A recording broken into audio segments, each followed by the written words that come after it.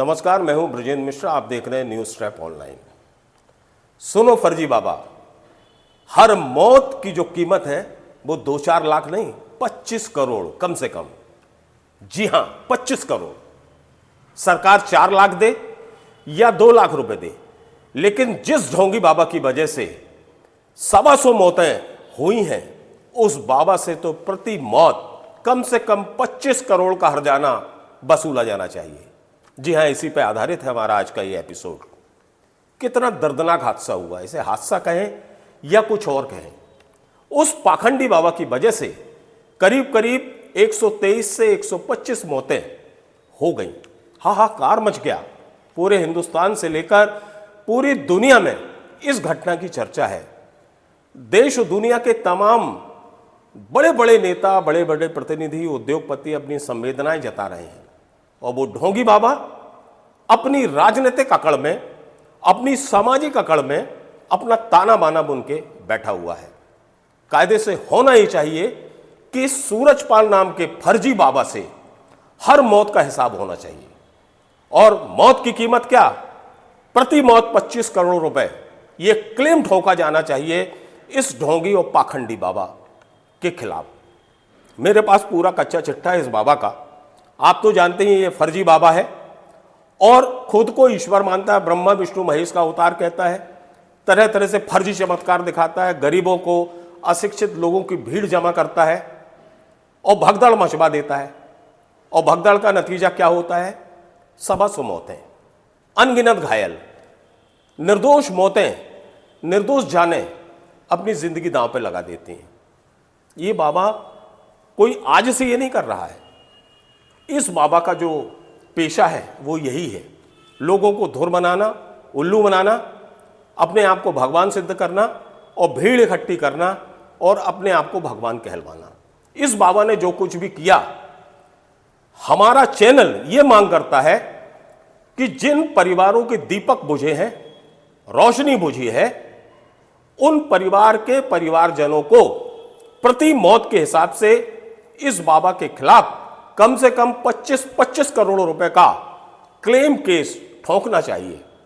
तभी इस बाबा की बुद्धि शुद्ध होगी, वरना ये अपनी राजनीतिक पहुंच दिखाकर पहले की तरह बचता रहेगा।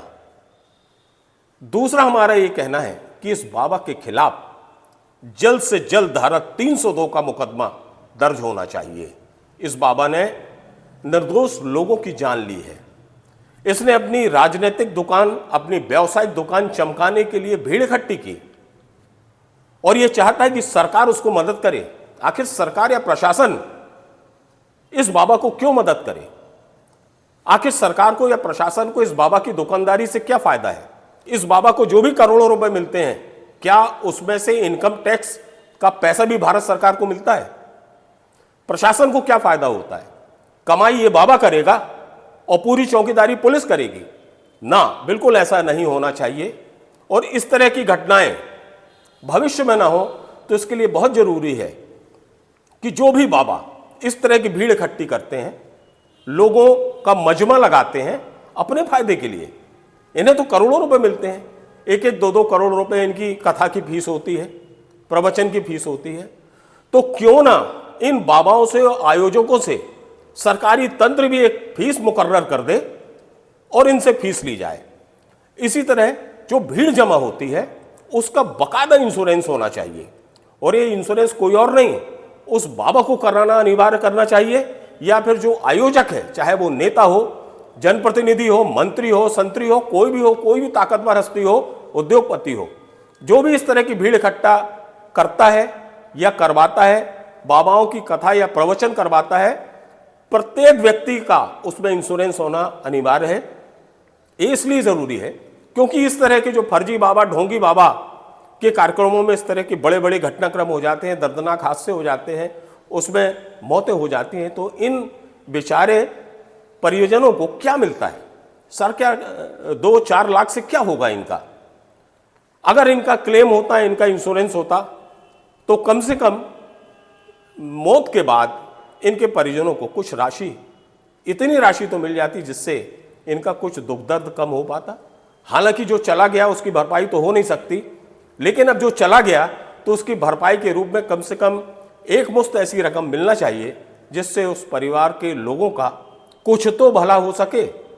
तो ये बाबा फ्री की दुकान सजाते हैं, करोड़ों रुपए कमाते हैं और कोशिश करते हैं कि सरकार पूरा इंतजाम कर दे।